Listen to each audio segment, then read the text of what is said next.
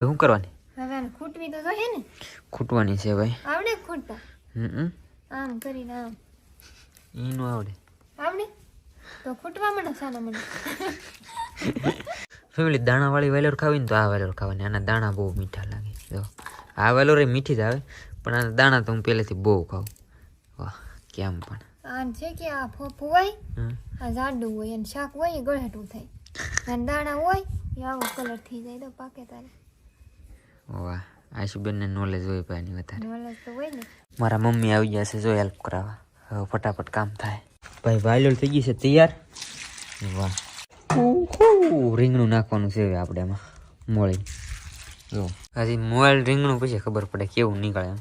મને લાગતું સારું છે. બીબાઈ છે એમ કે છે ઓલા બે તોડી આવું. જા ભાઈ રીંગણું ફેલ થઈ ગયું.